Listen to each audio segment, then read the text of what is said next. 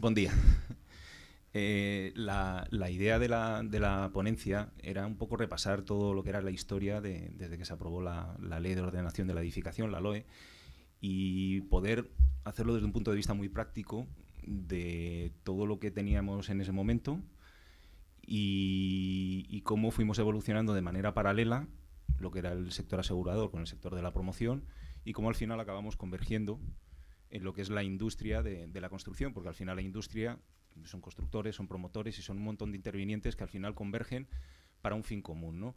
Y ahora estamos en una situación muy particular donde esa industria de la construcción tiene que funcionar de una manera muy organizada y de una manera que todos rememos juntos. Entonces, me he adelantado, he contado la conclusión de la ponencia, pero va a ir desarrollado en ese camino, ¿no? De contar un poquito cómo empezamos y cómo convergemos y cómo tenemos que seguir trabajando, porque ahora tenemos una situación que evidentemente 20 años después es diferente y debemos adaptarnos a ella. Bueno, aquí tengo algunos hitos, entre los cuales también debería estar el 50 aniversario de APCE, que creo que también es muy importante, pero bueno, la LOE fue el momento en el cual se empezaron a establecer no solo unos seguros obligatorios, no voy a hablar de ello, pero sí una serie de responsabilidades de los intervinientes, y esto lo que fue conduciendo todo lo que es el tema de la promoción era en un sentido en el cual pues podíamos tener un volumen de reclamaciones cada vez más grande. Desde el sector asegurador, y no solo hablo de seguro decenal, sino seguros de construcción, seguros de responsabilidad civil, lo que vemos es que la cultura de reclamación es cada vez mayor. Y esa cultura de reclamación lo que evoluciona es en un sentido, que luego hablaré un poquito más en detalle de ello, donde el promotor, junto con los técnicos, acaba teniendo un peso muy grande en lo que es la responsabilidad en esas reclamaciones que se hacen. Entonces, bueno, la experiencia que vamos teniendo desde el sector asegurador hace que debamos pensar que la promoción debe de protegerse de alguna manera y debe de tener cuidado con determinadas cosas. Entonces os contaré luego algunos ejemplos y algunos casos que hemos tenido donde se ve un poco hacia dónde se tiende con el tema de reclamaciones. Entonces, bueno, tenemos la LOE, tenemos una serie de responsabilidades y unos seguros obligatorios.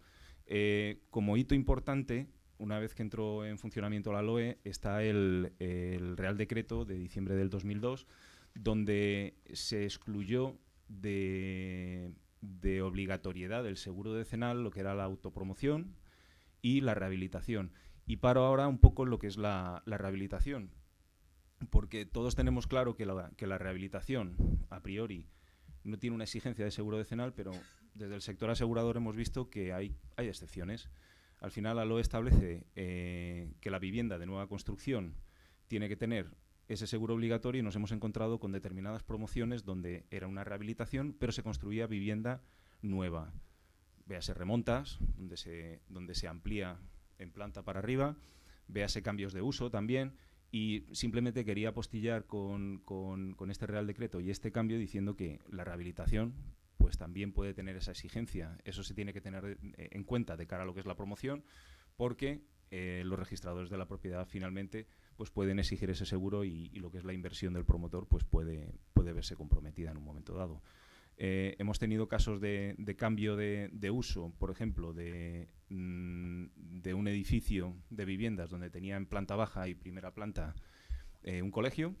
Ese colegio fue adquirido por un promotor para desarrollar unas viviendas y al final, claro, el hecho de que se vaya a promover unas viviendas en esa planta baja o en esa primera planta implica que el seguro decenal tiene que hacerse, pero el seguro decenal se tiene que hacer de todo el edificio, no solo de esas plantas. Entonces supuso un problema económico de cara al promotor, porque esa inversión que él tenía prevista pues era mucho mayor y encareció bastante lo que era el coste.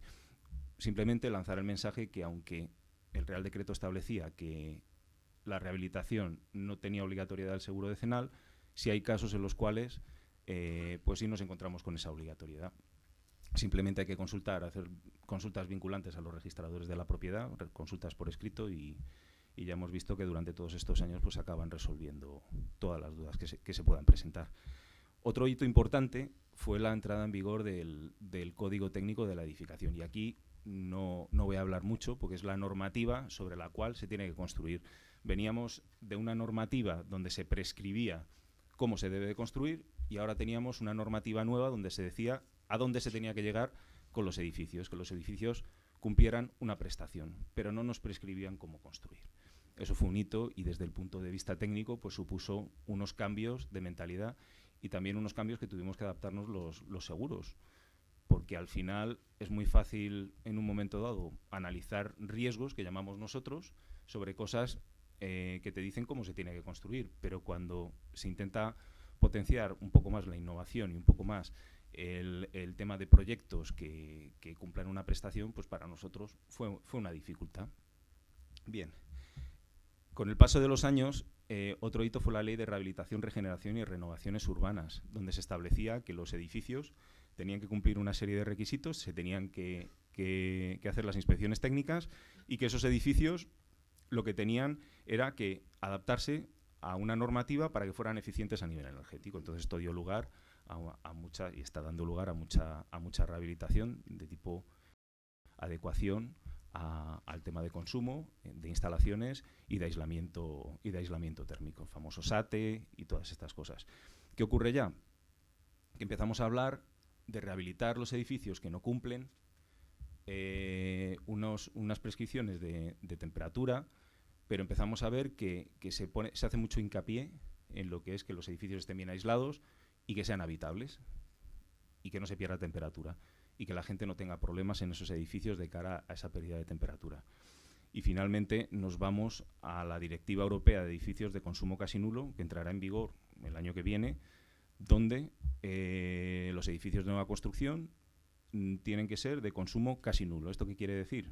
Pues que el consumo energético tiene que ser bajo y hay que adaptarse. Hay que adaptarse a ello y hay que conseguir que los edificios y las nuevas promociones que se están haciendo tengan ese consumo casi nulo. Bien, hemos visto que la evolución de todos estos 20 años va encaminada, primero, a proteger a unos propietarios de una vivienda, pero siempre a conseguir una calidad. Una calidad que va encaminada también a que los edificios estén bien aislados, no solo a nivel energético, sino también a nivel acústico, y que sean habitables. Bien, pues entonces la situación y la foto actual que tenemos de la promoción inmobiliaria es lo que es la promoción tradicional, el promotor tradicional, y una serie de intervinientes en la promoción que tienen unos intereses muy diferentes, ¿no? El promotor tradicional vende viviendas, tiene que vender viviendas compitiendo con todos estos agentes que podemos ver aquí y evidentemente tiene que distinguirse de alguna manera, tiene que conseguir esa calidad y esas prestaciones que hemos visto que se tienen que conseguir.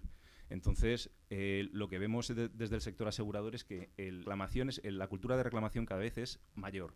El usuario es mucho más exigente, y no solo a la hora de comprar una casa, sino a la hora de reclamar después si tiene cualquier patología, cualquier daño o cualquier cosa que piense que debería de tener el edificio. Entonces, vamos siempre a que esa calidad hay que conseguirla. Tenemos que evitar tener reclamaciones, tenemos que evitar tener a nuestros clientes contentos, ¿no?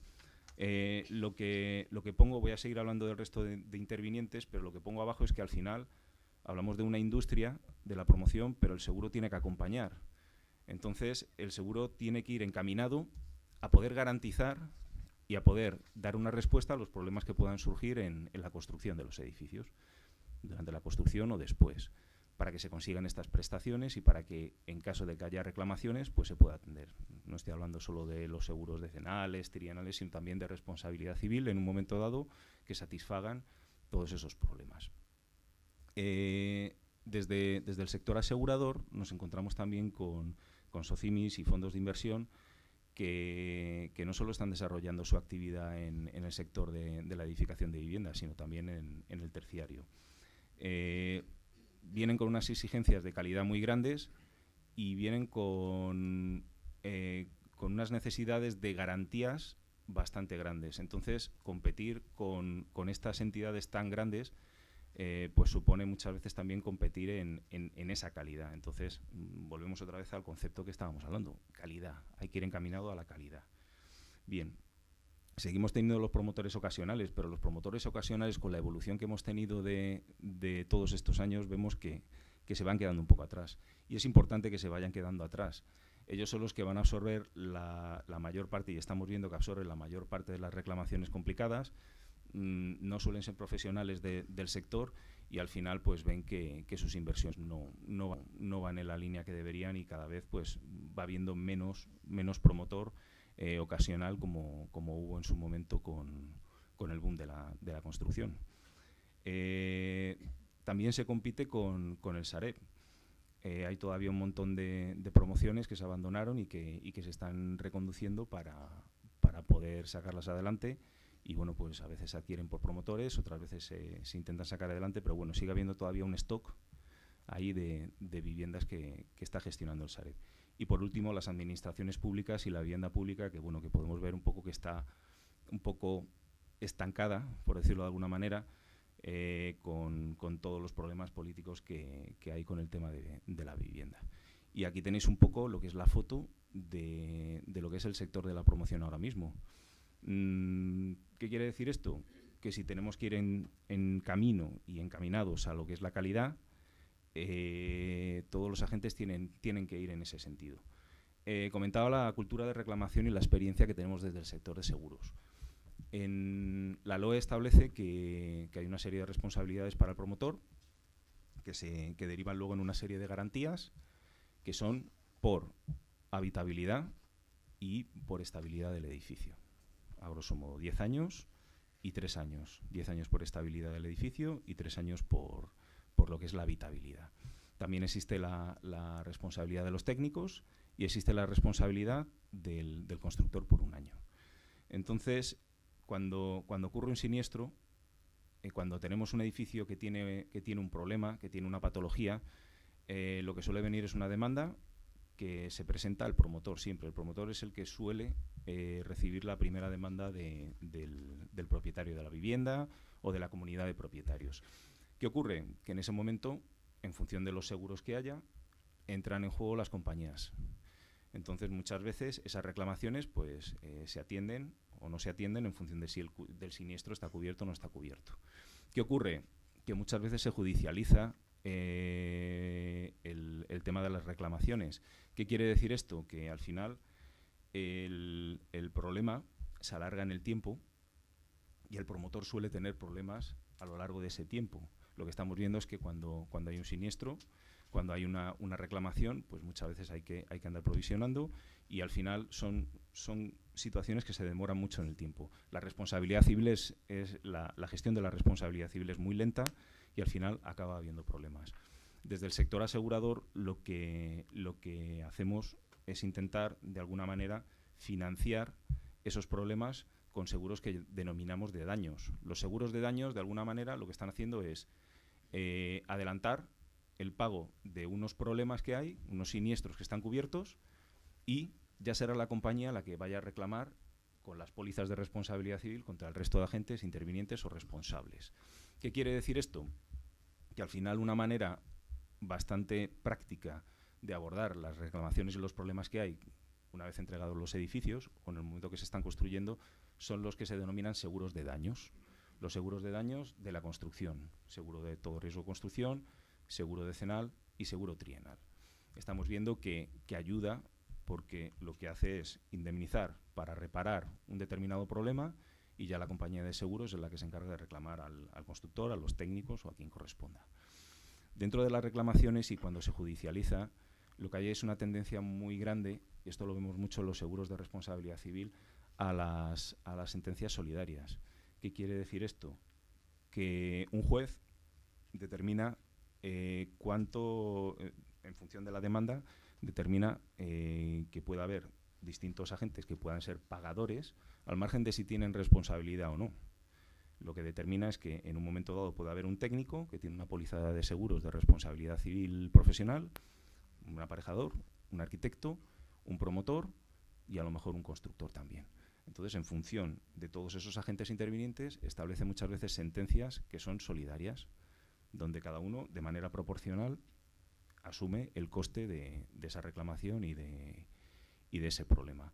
¿Qué ocurre con esto? Que muchas veces cuando los promotores no tienen responsabilidad directa, sobre todo cuando se está construyendo, tenemos una promoción en marcha, tenemos un accidente, se cae una persona, es un empleado de una subcontrata, Y lo que tenemos ahí es un problema que debería ser directamente responsabilidad de lo que es la subcontrata o en un momento dado el contratista. Pero nos encontramos que los jueces tienen tendencia a que esta responsabilidad se reparte de manera solidaria. Entonces, bueno, pues los seguros tienen que estar hechos de tal manera que podamos abordar este tipo de problemas que a priori no tendríamos contemplados en lo que es la responsabilidad de lo que es la promoción. Entonces vemos que esa cultura de reclamación hace que se vaya a sentencias cada vez más solidarias. En rehabilitación, cuando estamos rehabilitando edificios, nos encontramos con que hay una inspección técnica del edificio y ese edificio se tiene que rehabilitar, ya sea porque tiene una serie de carencias a nivel de instalaciones y de eficiencia energética o tiene problemas de otro tipo como estructurales. Entonces, como decíamos antes, con la ley de las 3 Rs se establece que ese edificio se tiene que rehabilitar, pero evidentemente estamos trabajando y estamos rehabilitando para abordar para una comunidad de propietarios una serie de problemas que tienen. En este caso, la comunidad de propietarios sería el promotor, pero nos encontramos también que se están rehabilitando edificios para construcción de viviendas, como comentaba antes. Bien, el tema de patologías y de reclamaciones que podemos tener en un edificio rehabilitado terminado es mucho más grave que lo que pueda ser en una vivienda de nueva construcción. Nosotros desde el sector asegurador estamos viendo que cuando ocurre un problema en una rehabilitación es un problema bastante importante. Habéis visto, hay casos como recientemente en Madrid el edificio Ritz, que se estaba rehabilitando. Había también en la calle General Martínez Campos, había en Madrid también un edificio que se cayó. Durante la construcción puede haber problemas, pero una vez finalizados también puede haber problemas. Aquí en Barcelona hay una tendencia por la normativa urbanística a ampliar edificios, a hacer remontas. Entonces es una manera de promover que se está llevando mucho a cabo aquí en Barcelona y lo que tiene es una serie de soluciones que afectan no solo a lo que se está construyendo, sino a todo el edificio. ¿Qué ocurre? Que son sistemas que tienen que tener una calidad y esa calidad muchas veces hay que avalarla porque se está vendiendo muchas veces vivienda de lujo, vivienda de mucha calidad. El tema de los seguros acompañan a este tipo de promociones para avalar esa calidad. Los seguros hablan de un control de obra para que no haya esos problemas y además avalan la calidad técnica de cara a la venta. Entonces es muy importante cuando se está rehabilitando no solo que se controle bien y que se proteja bien, sino que además haya algún tipo de aval que nos permita también distinguirnos del resto de competidores y poder vender esa calidad, ¿no? Bien, en la cuestión de habitabilidad nos encontramos que la LOE en el artículo 2 habla en el punto de habitabilidad de salubridad, protección contra el ruido y aislamiento térmico, lo que es eficiencia energética. En los inicios de la LOE se comentaba también, en la LOE había un apartado donde se decía que podía haber un seguro trienal obligatorio, pero que mediante Real Decreto se pondría en marcha. No ha habido ese Real Decreto todavía, pero lo que sí vemos es que, aunque la LOE no obliga al seguro, sí hay una tendencia a que esa habitabilidad cada vez sea más importante en el desarrollo de las promociones inmobiliarias. Nos encontramos que la habitabilidad al final es una de las principales fuentes de reclamación de los propietarios de las viviendas. Nosotros en ASEFA, con el seguro decenal, lo que recibimos son muchas reclamaciones donde nos indican pues que al final entra frío o que se está desprendiendo el solado, que la instalación de calefacción pierde agua. Todo este tipo de reclamaciones son reclamaciones que no afectan a la estabilidad del edificio, no afectan para nada a lo que es la cobertura del seguro decenal, pero vemos que hay mucha reclamación de afección a esta parte de la LOE que habla de lo que es la habitabilidad. Entonces, esa cultura de reclamación que tenemos hace que los edificios tengan que ser habitables y que evidentemente nosotros, como promotores, tengamos que abordarlo de una manera lo más positiva posible. Esa calidad de los edificios se tiene que conseguir. Estamos hablando de que hay una tendencia muy grande, y eso es uno de los puntos que tengo aquí al final, de la industrialización de la construcción. Se habla mucho de la industrialización. La industrialización al final es todos los sistemas constructivos, gestionarlos de una manera práctica, colaborativa, y que al final los periodos de ejecución de obra sean lo más reducido posible y que los problemas sean los menos posibles también. Entonces, de alguna manera, esta calidad y el reto que tenemos con la industrialización es conseguir que toda esta construcción vaya bien encaminada en ese sentido, en conseguir que las viviendas tengan esa calidad, que todo esté organizado desde la fábrica para que luego en la puesta en obra haya los menos problemas posible. Dentro de los problemas que estamos detectando con los promotores con los que colaboramos, hay una especial inquietud con lo que es la gestión del postventa, de lo que es una vez entregadas las viviendas, los problemas que se pueden presentar una vez que se han entregado las viviendas. Todos sabemos que se hace siempre una visita de repasos. Una vez que se hace la visita de repasos, se repara por parte del constructor todo lo que haya ido surgiendo cuando han estado los propietarios haciendo esa visita de repasos. Muchas veces se hace una visita previa de una entidad de control para dejar las viviendas lo mejor preparadas para esa visita de repasos, pero una vez que se han entregado las viviendas, el constructor, pues dependiendo de la profesionalidad, puede abordar los problemas o no puede abordar los problemas de la manera adecuada. Estamos viendo un poco desde el sector asegurador también cómo colaborar en esa línea, porque al final los problemas que pueden surgir son los menos de que surjan problemas de estabilidad, que lo cubriría el seguro decenal, temas de asientos, que no hay muchos, pero sí hay, y cuando ocurren pues son bastante importantes. Hablábamos también de la habitabilidad. Podemos tener defectos constructivos que afecten a la impermeabilización de las unidades de cubierta o de fachadas, o que entre frío, o que en un momento dado el aislamiento acústico no sea el correcto. Entonces también puede haber muchas reclamaciones encaminadas en esa línea. Eso sería pues un seguro que podríamos denominar trienal.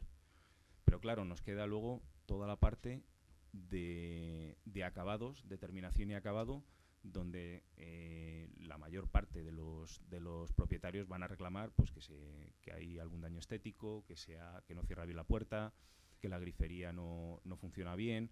Entonces, lo que hay que articular desde el sector asegurador es que con el seguro decenal, con el seguro trienal y con un servicio de atención de reclamaciones podamos ofrecer al promotor esa comodidad de no tener que gastar más tiempo en lo que es la gestión del día a día de todas esas reclamaciones.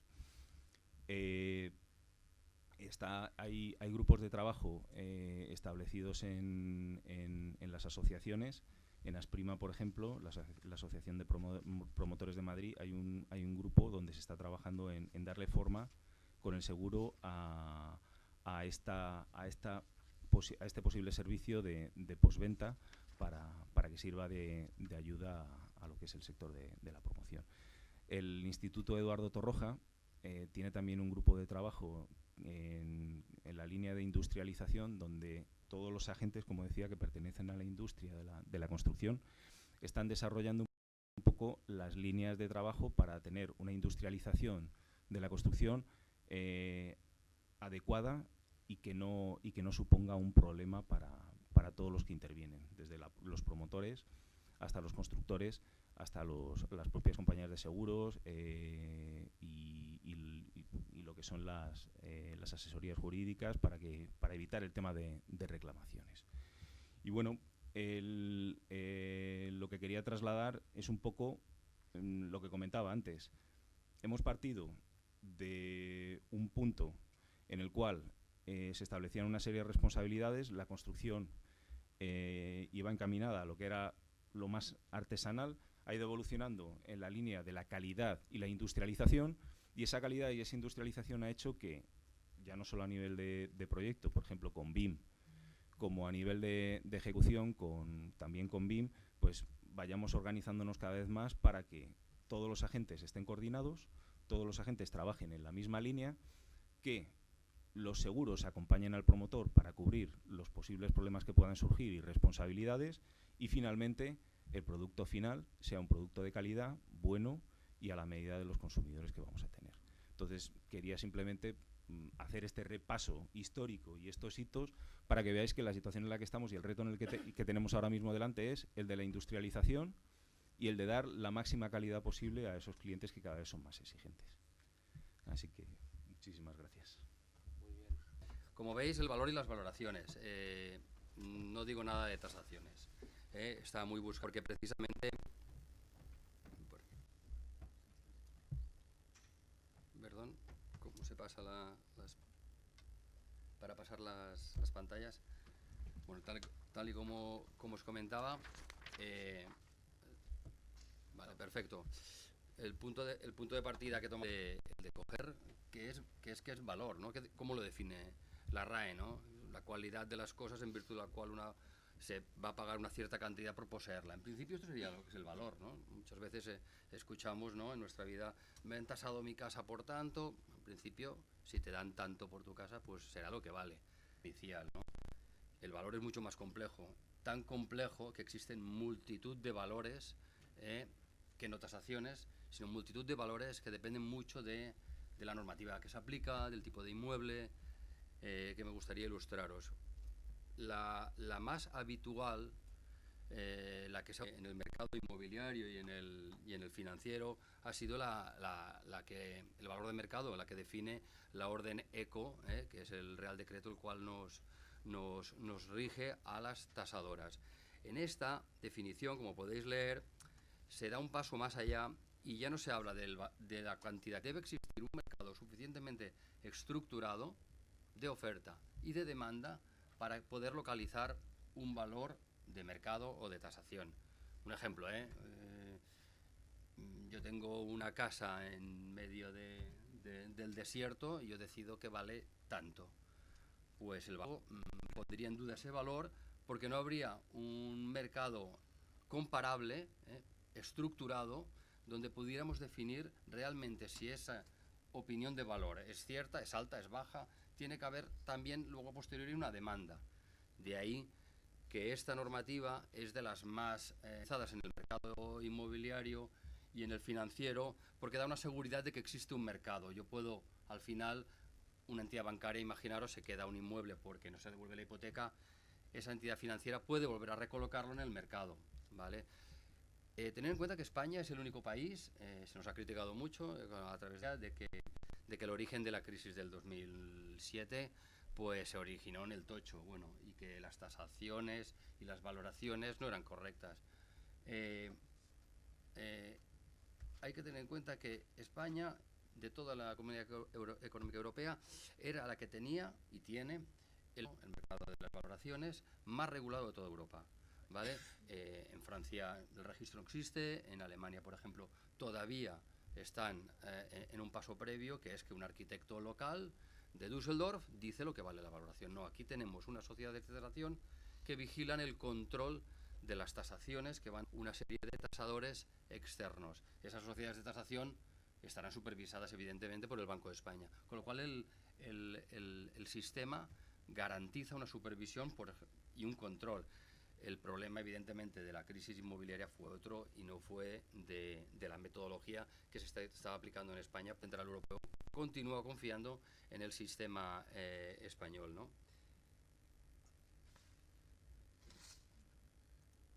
Vale. Esto es lo que os comentaba, ¿no? Es decir, en el 82 aparece este Real Decreto y es sociedad de tasación la primera sociedad del Banco de España. Y han pasado 35 años, hay dos hitos muy importantes. Esa normativa que sale, que te dice cómo tienes que valorar, que es cuando se regula el mercado hipotecario, y sobre todo el hito que supone para todos, los que estamos aquí, promotores, abogados, personas, todos, la gran crisis que hemos sufrido en el 2000 de la caída de Lehman Brothers. Esto ha hecho todavía más palpable que las sociedades, las empresas, tengamos que ofrecer a un mercado tan cambiante y tan volátil como es ahora, otras soluciones. De ahí que os voy a presentar una serie de tipos de valoraciones que dependen mucho de cada situación y de de cada inmueble. Al 2007, el 80%, el 90% de producción de las valoraciones eran tasaciones, es decir, se hacían según una normativa para llevarla al banco y hacer.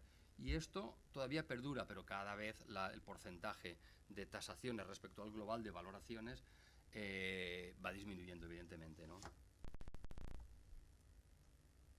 Esto es lo que os quiero decir, ¿no?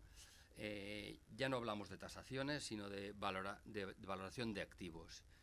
Estos activos pueden ser inmovilizado material, es decir, todo lo que son el inmobiliario, ¿no? Viviendas, locales, naves, edificios. Lo vamos a valorar de diferente manera. Inversiones no inmobiliarias, como pueden ser en las industrias, la maquinaria, instalaciones, equipos. Ten en cuenta que los arquitectos o arquitectos técnicos se dedican a la valoración habitualmente de lo que sería el residencial o de la tipología más relacionada con ingenieros industriales, los que se enfocan a la valoración de instalaciones, maquinarias y equipo. Incluso tenemos en nuestra sociedad pues, ingenieros de minas, por ejemplo, para la valoración de manantiales y otro tipo de saltos de agua, otro tipo de inmuebles no muy habituales, pero que requieren de una formación técnica diferenciada, ¿no? Entonces, dependiendo del tipo que tú tengas y la metodología que vas a aplicar, es decir, la ECO 805, que es la que comento, las normas internacionales de información financiera, los estándares europeos, los International Financial Reporting Standards y, sobre todo, últimamente las RICS, que son las valoraciones que utiliza el mundo, vamos a dar un valor u otro. Ya no hablaremos de valor de tasación, hablaremos de una valoración, si la hago por RICS o por ECO, tiene un valor, un importe totalmente diferente. Ten en cuenta que las RICS, que es como valoran los ingleses, nosotros estamos muy seguros de que nuestros pisos aquí en la calle Montaner valen entre 500 y... Pero ¿cómo valoran en Inglaterra? No. Vamos a valorar conforme a la inversión la rentabilidad que me va a dar. Las RICS dicen no, todos los pisos de la calle Montaner no van a tener el mismo precio. Ya sé que es muy buena, que es la mejor, que es mejor que Sepúlveda, pero dependiendo de la rentabilidad que le voy a sacar a ese acto menos. Es otro enfoque, se puede entrar por uno o por otro. El Banco de España admite tasaciones RICS, pero bueno, todavía continuamos con el reglamento de la ECO, ¿no?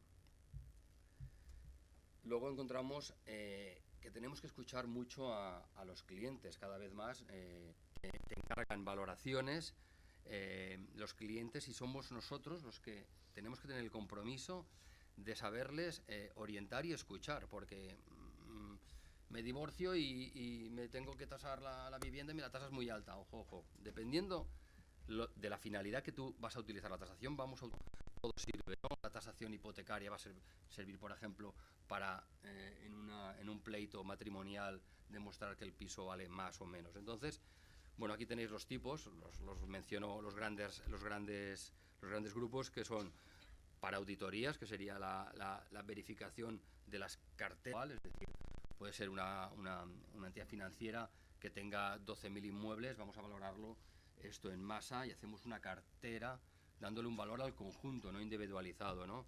La fiscal son las operaciones vinculadas que desde Cuatro Casas han también señalado. Si tú te Hacienda que tu casa no valía €1, que era el que se le traspasaba el director el director financiero, se la pasa a la sociedad por un valor irrisorio, será ya la demostración de que esa casa no vale €1, evidentemente que vale 300.000, y se hace una tasación en base a una operación. Luego tenemos las financieras, que son las hipotecarias, la de los particulares, empresas o promotores pueden solicitarnos para, como garantía en el mercado secundario de cédulas hipotecarias, pues los bancos puedan conferirte el préstamo, ¿no? Legales, procesos de expropiación, son muchas acciones que nos encargan. Cuando hay un problema, me van a expropiar, me ha dicho el del ayuntamiento, tengo un contacto en el ayuntamiento, me ha dicho que por aquí van a declarar esto zona verde, por lo tanto me van a expropiar. ¿Qué valor tiene la expropiación, no? Hay que asesorarles y hay que decirles de mercado, porque en el caso de que te expropien, tú debes comprarte una casa de igualdad de condiciones de la que tienes, a pesar de que la administración calculará el valor de expropiación con unas tablas, con el poco rendimiento que tiene que sacar, porque a lo mejor ahí va a hacer una zona verde o va a pasar una calle. Hay que recordar que el urbanismo es un social y tú aportas en base a los beneficios que te da ese urbanismo. Es decir, la propiedad privada es propiedad privada en cuanto se ha generado un urbanismo en el que todos hemos colaborado, ¿no?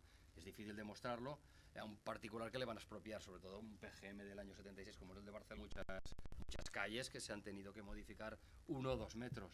Eran viviendas que quedaban afectadas, se llamaba, totalmente fuera de ordenación y que se tendrían que expropiar. Bueno, se ha demostrado que haciendo valoraciones para expropiación, la administración ha tenido que negociar unos valores y hallar un justiprecio, que sería un punto intermedio entre lo que quería la administración y el valor de mercado más alto, ¿no? Por decirlo de una manera. Las patrimoniales, ¿no? Las patrimoniales es cuando una empresa quiere comprar un inmueble y quiere saber un poco, tiene un plan estratégico, tiene una teoría que ejecutar, y entonces puede llegar a darse el caso que pague incluso un poco más de lo que le diría un valor de mercado. Ahora está un caso, hemos estudiado un caso en Madrid, en el Paseo de la Habana, muy cerca de donde estaban los antiguos estudios de televisión española, una zona encima del Bernabéu, que ha venido una empresa y ha pagado pues 70 millones por el suelo, 70 millones de euros, ha pagado 80, ¿no? Ostras, en teoría, ¿cómo es que alguien compra por encima? Pues debido a que su financiación no va a ser la clásica, no va a ser la hipotecaria, que tiene un plan para la transformación de todo ese sector, debido a sus expectativas, a lo mejor su financiación o su músculo económico es superior al de la generalidad que hay en las promotoras habituales que operan en Madrid, y ha pagado más. Le diríamos, uy, qué tonto, ¿no? Que hay un valor previsto para proyecciones y planes estratégicos, ¿no? Aparte de las valoraciones, en todo este proceso de cambio, de diversificación de productos, las sociedades lo hemos acabado haciendo, casi instancias del Banco de España, pero que ha sido la valoración de manera masiva de las carteras o de los cientos de inmuebles que durante la crisis han adjudicado las entidades financieras, que sirven ahora mismo para valorar de manera estadística carteras inmobiliarias. Saber que el Banco de España nos ha estado supervisando, mirando, controlando todos esos cientos de datos que tenemos internos y que debemos de destilar, trabajar, estudiar, pulirlo. ¿Eso cómo lo hacemos? Es muy sencillo. Actualmente en Sociedad de Tasación hay 700 tasadores, los cuales no están 300 en Barcelona, 300 en Madrid y unos cuantos en Valencia, Alicante, no. Los tenemos repartidos geográficamente por el territorio de manera muy descentralizada. Ahora estoy buscando un tasador en la Seu d'Urgell, si alguien conoce a alguien por allí, me iría de perlas. El tasador esté ubicado en zonas muy concretas donde hay evidentemente una demanda residencial, que es la persona que incorpora unos datos de mercados. Tenemos un departamento de mercado en Sociedad de Tasación, el cual audita y controla todos esos datos, para que el Banco de España los pueda ver y que vea que sean fiables. No se trata de coger un dato, eso lo puede hacer una máquina. No, se trata de hacer simulaciones de compra donde se negocia con el vendedor, incluso se le incita a una rebaja en el caso de que veamos que esa muestra lleva, por ejemplo, 8 meses en oferta. Evidentemente hay que pulir, hay que sacar comisiones, apoyados con la base de datos que tenemos, que entendemos que al ser masiva, al ser muy grande, nos producirán menos errores. Hemos hecho lo que se llama la valoración de carteras. Es muy importante estos métodos estadísticos porque al final nos definen claramente unos valores, unas tendencias, nos homogenizan a veces las evoluciones. Muchas veces en foros como este nos preguntáis, y luego lo explicaré, pues oye, ¿qué pasará en Barcelona? ¿Qué pasará en Madrid? ¿Subirá más el precio? Nos va muy bien tener esta base de datos. Sociedad de Tasación es la primera sociedad al fundarse en la cual empezamos el mercado, es decir, tenemos la serie histórica más antigua de España que existe, Ahora hay muchos estudios de mercado, pero nos va muy bien tener toda la secuencia, los 37 años estudiados, porque sabemos el comportamiento que sufren una serie de ciudades o ubicaciones. Por ejemplo, la salida de la crisis, ¿no? La salida de la crisis del año 95 no está teniendo nada que ver de actual, ¿no? La del 2014, ¿no? Que es cuando empezó la recuperación. Luego os explicaré el análisis que hemos hecho de esta salida de la crisis. Nos va muy bien la comparativa y por eso lo quería comentar. El método estadístico sería, en teoría, apto para hacer estas grandes valoraciones. Controlarlo más, lo que hacemos es el modelo experto. Una vez la máquina nos ha dado un valor, se lo preguntamos al tasador, oye, el de la Sedurgell, oye, ¿es correcto? Sale 150.000. No, hombre, no, que la aduana la han trasladado arriba, ya está en Andorra, esto no es 150, estos son 130. Lo acabamos de corregir, ¿vale? Por ejemplo, un gran socimio nos dice, oye, todavía no estoy seguro de que los 1000 inmuebles hayáis acertado. Bueno, podemos llegar a hacer de unos cuantos informes, de unas cuantas referencias, un informe de estimación de valor. Es decir, vamos a ir a visitar exteriormente la tasación para cerciorarnos de su ubicación en cuanto al entorno inmediato, ya no tanto la población, y entonces acabamos de definir, estamos casi en una tasación. El último paso es hacer la tasación. Si de la cartera hago las tasaciones de todos, sabemos exactamente el precio que nos puede dar el valor. De todas maneras, económicamente, claro, cuando se trata masivamente, hacer la evaluación estadística supone un coste inferior para la organización, para la sociedad, vaya. La sociedad inversora. Bueno, quería también haceros como una referencia, ¿no? a lo que está sucediendo en Cataluña, ¿no? Nosotros aquí le he puesto el título de la valoración en cada claro. El valor se puede diseminar, difundir en base a las diferentes finalidades y usos. Pero ¿qué ocurre en Cataluña? Acabamos de hacer el estudio de obra nueva. En enero lo estudiamos cada 6 meses, lanzamos a todos los tasadores a la calle a estudiar las promociones que hay en venta. Analizamos ni la vivienda ni familiar, porque creemos que es la que nos marca la referencia. Aparte, hemos sacado un informe de tendencias y hemos analizado el ciclo 2014-2018. A ver, en Cataluña la valoración es que Cataluña va bien. Como decía Aznar, Cataluña va bien. Si por es el valor, es que el valor suba, porque el otro día vine a una conferencia aquí también, a la APCE, y se estudió claramente lo que era el caso de la gentrificación. Si Barcelona sube el precio y Cataluña, pues a lo mejor acabaremos generando un problema de gentrificación. Pero yo lo que quería trasladaros es que la dinámica inmobiliaria de siendo positiva, es más, ahora mismo es la que presenta de toda España el valor más alto y la que tiene un crecimiento mayor. Estoy analizando el 2018, de todo el año. Un crecimiento que se sitúa del orden del 7%. El motor de toda esta recuperación es Barcelona. Bien. Barcelona es la que está empujando y siendo locomotora de toda Cataluña. Barcelona sitúa el crecimiento de este año, el 2018 desde 2017, en un 8,1%. A pesar de que ha sido un año, el 2018, complicado, ¿no? En Cataluña hay una macroeconomía y un nivel macro de una manera, pero luego en España tenemos otra manera, otra economía con unas incertidumbres también políticas, normativas que pueden afectar, pero a pesar de ello sigue siendo claramente Barcelona el motor y locomotora de este proceso de regularnos. Ahora, por ejemplo, estamos hablando que hemos recuperado la mitad de lo que se perdió de valor en toda la caída de la burbuja inmobiliaria, ¿no? En cuanto a qué sucede en el área metropolitana, lo que llamaríamos la provincia de Barcelona, estamos viendo la evolución de esta segunda corona es diferente a lo que sucedía en la primera, en la burbuja, en la fase de ascenso en el año 2000, 2001, 2006. Ya no es un arco concéntrico, ya no es Barcelona la que expulsa el precio hacia afuera, evidentemente, sino que recorre el litoral. Es decir, ahora la demanda va lo mismo que hizo en Barcelona, que fue a buscar situaciones estratégicas prime, llamadas prime. En este segundo crecimiento está haciendo lo mismo. Se está yendo a Sitges, se está yendo hacia la costa, evidentemente, Castelldefels, Gavà, y todo lo que sería la costa de Maresma está subiendo, hasta Mataró.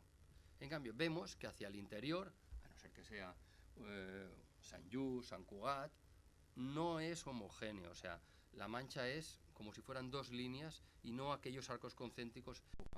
Lo comento, lo señalo, en un foro yo creo de promotores que muchas veces nos preguntan ¿dónde invertirías, dónde comprarías suelo? Queda claro que ahora el demandante tiene más información, es más selectivo, el poder económico de esta demanda es alto, la clase media no es la que está tirando como tiró en la burbuja, por eso esta nueva recuperación es mucho más tranquila, más calmada, y la perspectiva que tenemos de cara al año que viene es que se modere, pero que crezca. Sobre las otras tres provincias he querido señalar, Barcelona, ciudad, la costa está tirando, la área metropolitana en el interior no tanto, pero nos encontramos en el otro extremo a Lleida. Lleida se produce un efecto de parálisis o semiparálisis, influido por la escasa demografía, no viene gente a trabajar haciendo. En Lleida que estamos estudiando es que sí que se van construyendo y vendiendo promociones en lo que sería Lleida ciudad, área metropolitana, pero ha desaparecido lo que sería el invertir en ubicaciones no tan estratégicas. Y en Lleida se han acabado los ejemplos de Alcarrás, se ha acabado, o sea, la población tiende de los municipios. Aquí también en una conferencia se mencionó las tasaciones que nos encargan están en el centro de Lleida, incluso hablando también con arquitectos que tenemos en Lleida y tal, capital de Zaragoza, promotoras mañas, que contratan arquitectos, incluso algunos tasadores nuestros, buscando ubicaciones excelentes en Lleida. ¿Y qué hacen allí?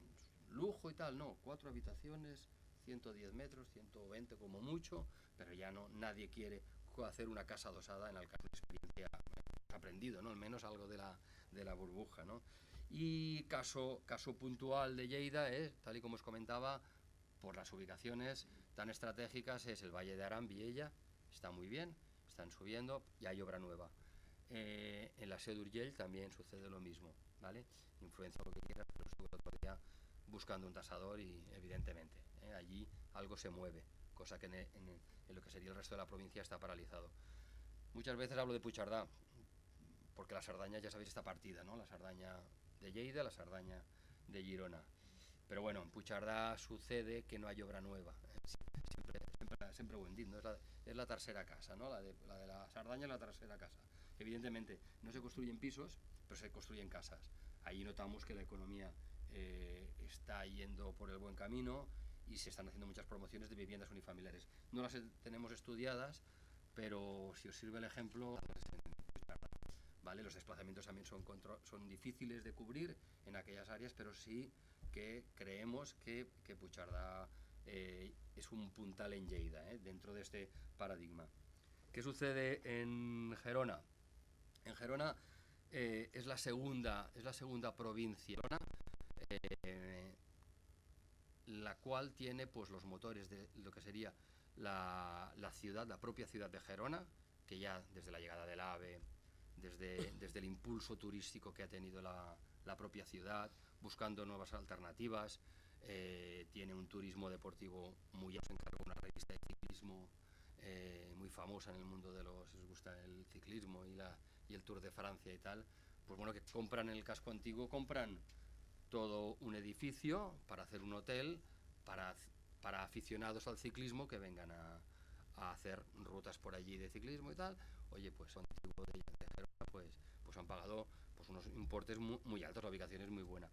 Y luego nos encontramos con la Costa Brava, las primeras ubicaciones, casi toda la costa de Gerona está respondiendo muy bien y es el gran impulso que está teniendo la provincia de Gerona. Tarragona, sin ser una recuperación también más suave, pero sí que también todo muy concentrado a lo que sería la proximidad al litoral. Por último, no quiero, porque luego si queréis hacer alguna pregunta os os intentaré responder. Tal y como estoy explicando, nos basamos mucho en la red de tasadores, ¿no? En la opinión de ellos. Hemos lanzado un mapa del tiempo, como veis, a modo de ejercicio reflexivo, ¿no? Porque el tema urbanístico cada vez está más complicado, ¿no? Y entonces, ya que somos arquitectos, ya que somos urbanistas, pero bueno, es complicado. Entonces, lo que hemos hecho ha sido consultar a los 700 tasadores la situación de todos los planeamientos de sus poblaciones donde hacen tasaciones. Hemos hecho un sesgo y hemos estudiado pues los municipios por encima de los 5.000 habitantes, ¿no? Y nos hemos, cuando veáis un sol, es que veis Barcelona y Madrid tienen un sol, significa que hay buen tiempo. El urbanismo acompaña para que el ciclo inmobiliario continúe a la alza, es decir, hay suelo y ese suelo se compra los valores que tengan que ser y va funcionando. Nubes en las provincias donde la actividad inmobiliaria está muy tranquila. Veis que hay nubes en Lleida, ¿no? ¿Veis? Un poco por aquí. Luego se amplió el de Cataluña. Pero nos encontramos con una situación muy estática en todo lo que sería pues la península, todo el interior, ¿no? Parezco el del tiempo, es verdad. Es verdad, está bien cogido el nombre. Esto es el departamento de marketing, ¿eh? Lo hace. Yo no, ¿eh? Yo no. Y entonces las borrascas, como os voy diciendo, en la cornisa carnetable, no, fuera bromas. Nos encontramos, os paso a Cataluña. Uy. Vale, os amplío Cataluña. Como os comentaba, en Barcelona funciona bien, el área metropolitana está funcionando. ¿Veis este arco? Esto es lo que os quería explicar a nivel de valores. Pero evidentemente hay suelo y se puede promover en el interior. Hemos encontrado lo que sería incidencias urbanísticas con el 30% de destino a vivienda social. Lo que pasa es que no está influyendo todavía, seguramente puede llegar a influir o no, no lo sabemos. Y luego nos hemos encontrado ahora, por sorpresa, en la Costa Brava, pues 22 casos de supuestas incertidumbres urbanísticas. Es lo que los arquitectos nos han dicho, que se recogen en una web, si podéis entrar, se llama SOS Costa Brava, están los 22 casos. ¿Qué pasa? Los planes, cuando la economía y el inmobiliario ha empezado a funcionar, la inversión ha vuelto a proponer, con grupos ecologistas que han levantado la mano, evidentemente. La presión urbanística se va otra vez hacia la costa. La mayoría de planes son planes desarrollistas de los años 80, en lo cual se está aprovechando para revisar al tiempo de que está llegando esta nueva inversión, ¿no? Y entonces, ¿qué pasa? Que hay algunos planes, incluso ya es la propia Generalitat, la Comisión Territorial de Urbanismo de Gerona, la que ha dicho, oye, parar un año de moratoria, y ayer noche me enviaron un WhatsApp que van a ampliar la moratoria a 500 metros desde la línea de mar para que se repiensen esos planeamientos. Es decir, donde hay promotores, los tasadores los tenemos asustados. Se van todos al ayuntamiento a preguntar, cuando hace una tasación, la consulta urbanística. Hay muchos ayuntamientos que lo tienen por internet, pero hay otros que no. Y hay que preguntarlo, ya sea a la hora de comprar, sobre todo a la hora de tasar, pero cuando vas a comprar un suelo, a ver cómo está, ¿no? Son 22 casos y conviene estar alerta. Puede ser que también más personal, que estos planos se revisarán, son del año 85, pero con una visión muy actualizada. Yo creo que el urbanismo, todos estamos aprendiendo a hacer urbanismo y ciudades. Barcelona es una ciudad donde el urbanismo ha sido motor de crecimiento hasta Olimpiada del 92. Es un ejemplo para no convertir una costa como es la Costa Brava en un Benidorm, ¿no? Yo creo que se puede hacer un urbanismo muy bueno, pero ojo, ahora que hay una moratoria, con lo cual quería avisaros, ¿no? Un poco. Y luego, por último, señalar lo que sería el estudio que hemos hecho. Os digo que Cataluña va bien, os lo he ido explicando. ¿Qué pasa en toda España? Pues bueno, que Barcelona y Madrid juegan la Champions.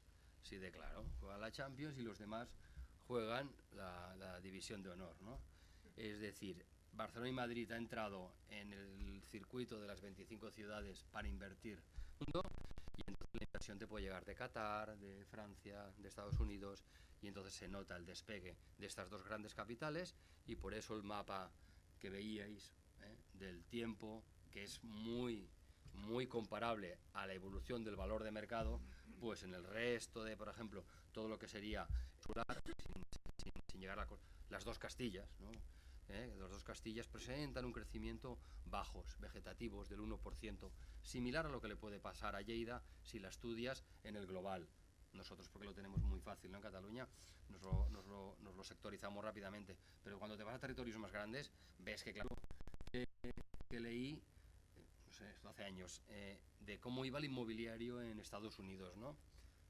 La imagen que tenía de Estados Unidos era que las casas son de madera, ¿no? En el medio oeste las casas son de madera, aunque sean muy chulas, pero ¿por qué? Porque vienen de una cultura nómada, y aquella gente vive en Dallas, en Phoenix, es como aquí que nos compramos vivienda para toda de fin meu, compra aquí al carrer Montaner, que això pel dia de demà, no, allí no existe esto, allí, oye, yo donde movilidad geográfica total, excepto Manhattan y Los Ángeles, ya está. Y yo dije, claro, es verdad, Manhattan, allí los rascacielos no se pueden mover, allí están siempre aquella gente, y los de Los Ángeles, que yo creo que buen clima, los Oscars, ostras, allí lo tienen todo fantástico, aquella gente está encantada. Allí también se construye y el inmobiliario funciona a unas velocidades donde la inversión llega, sube, y en cambio en todo el medio oeste, Chicago lo sacaríamos, está como podría estar, pues las provincias que eso es lo que está pasando, nos estamos americanizando, y yo creo que es por eso, la evolución económica está sacando al inmobiliario hacia una vía más económica y no tan arquitectónica, ¿no? Que al final nosotros, arquitectos, urbanistas, promotores, siempre se nos va el mucho valor. A veces el montar una mesa aquí donde hayan abogados, donde hayan economistas y tal, nos puede dar una visión muy global de que hoy en día el mercado ha cambiado, se ha transformado. Aquellos 30 años que os comenté, 35 años que os comentaba, nos han hecho evolucionar a todos, y el inmobiliario es una respuesta a lo que está sucediendo. La presentación más o menos que quería hacer era esta, es decir, presentar a Sociedad Tasación, pero como no una tasadora, sino como algo más que una tasación, ¿no? Ir más allá de la tasación y llegar al mundo de la valoración. Con los estudios que hacemos lo mismo, ¿no? A través de una información que a datos físicos, pues sacar unas conclusiones que nos den pistas a todos para no equivocarnos más con la burbuja, invertir bien, promover bien, y nada, y poder seguir evolucionando como una de las primeras capitales en Cataluña del mundo, ¿no? Os he puesto la tarjeta en la carpeta, ¿vale? Cualquier cosa me llamáis, me enviáis un correo electrónico, y todos estos informes están muy desglosados, muy pormenorizados, o sea, muy detallados en nuestra página web. Yo os los puedo hacer llegar. El caso que siempre pasa, que es cuánto vale mi piso. Yo lo que haré será llamar a un tasador para que me lo diga, ¿eh? Los informes están muy bien para sacar conclusiones, pero el piso de cada uno hay que enviar a un tasador, porque luego me computan la terraza, no me la computan, es un ático, le da el sol, no le da el sol, ¿no? Es muy importante siempre un arquitecto técnico el cual cercione todo el producto, ¿no? Todo el activo, ¿no? Pues nada, muchas gracias. Muy bien, muchas gracias, Pablo. ¿Alguna pregunta?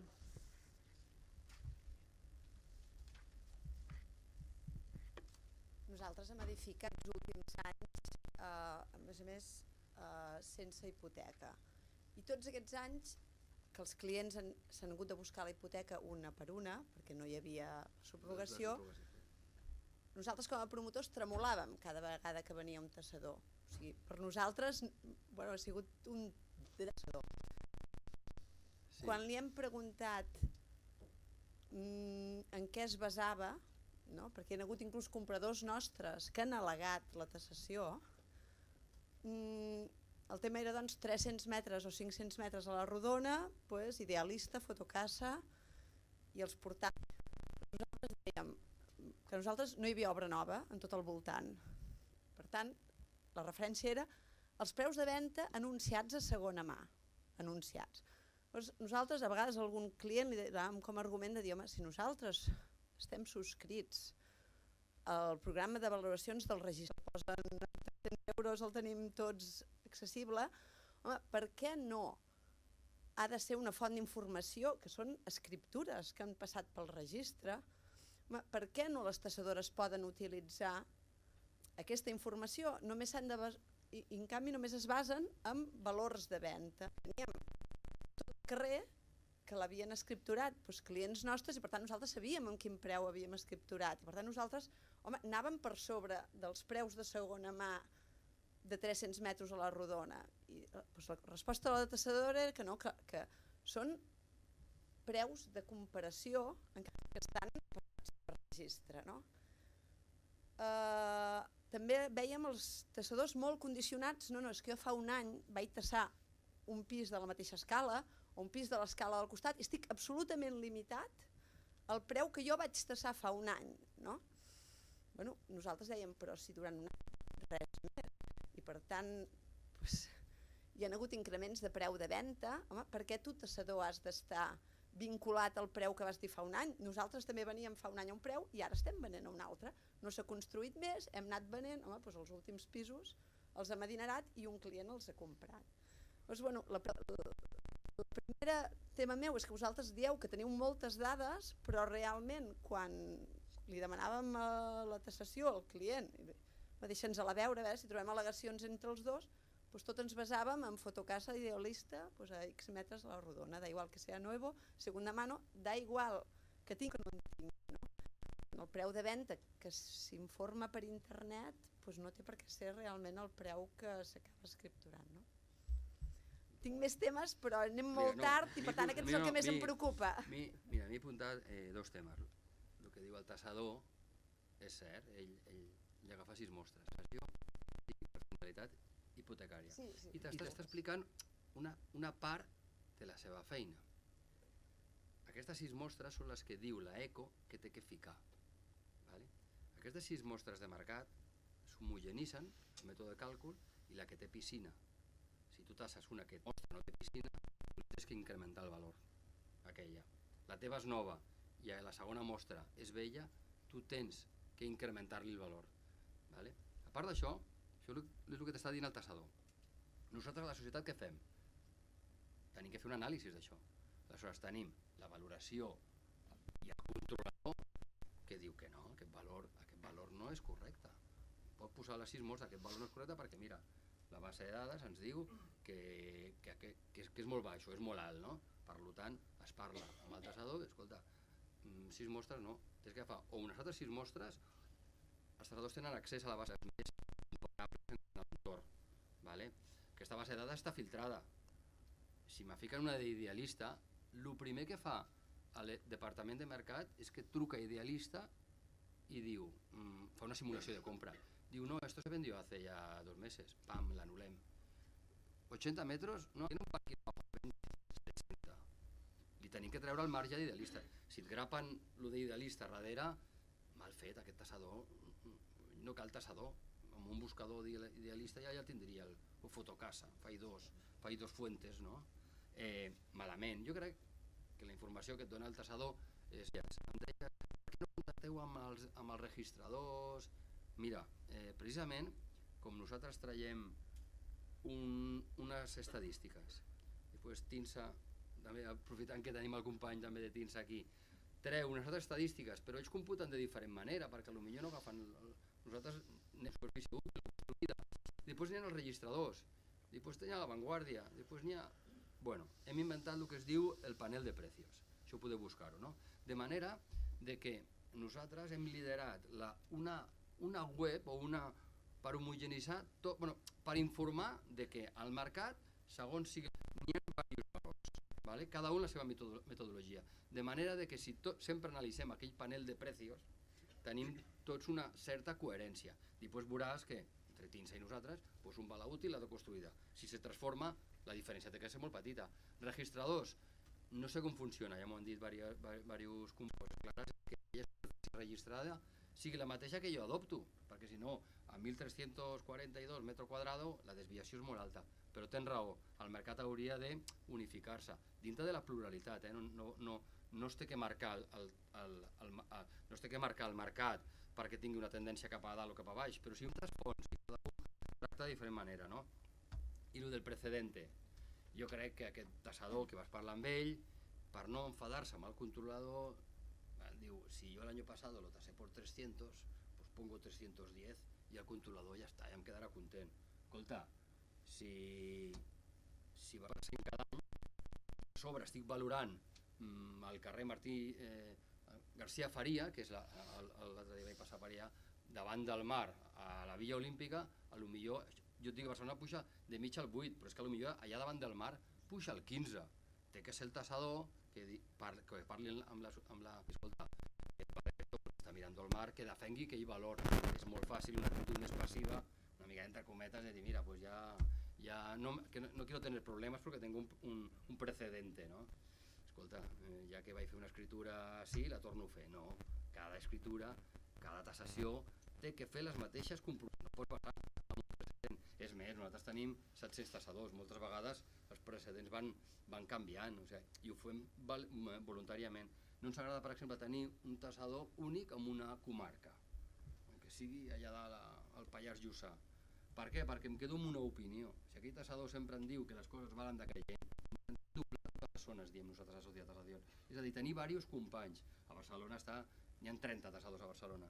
Aleshores, l'opinió, ningú em pot enganyar. Y que hace un año la tasé por esto y ahora un poco más, no. Si Barcelona puja o a la Costa Brava ara n'hi ha problemes i passa alguna cosa, la tassació té 6 mesos únicament de validez, després desapareix. No sé, qualsevol cosa m'envies un correu. Jo t'explico el que passa, no? No. Sí. Jo voldria apuntar també que nosaltres tenim relació amb les principals companyies de tassació, no? ST, TINSA, per descomptat. Periòdicament tenim reunions d'interlocució amb la qual podem fer avinent motius d'aquest tipus que us podeu trobar amb el dia a dia. És veritat que hem passat durant un període de circumstàncies molt complexes, que també feien molt complex la determinació de valors, també amb unes ofertes molt reduïdes, que per tant factors de comparabilitat, no? Però en qualsevol cas jo animo a que si hi ha temes concrets d'aquest tipus per part d'empreses associades ens els feu avinents perquè nosaltres els puguem traslladar amb les diferents companyies. Si els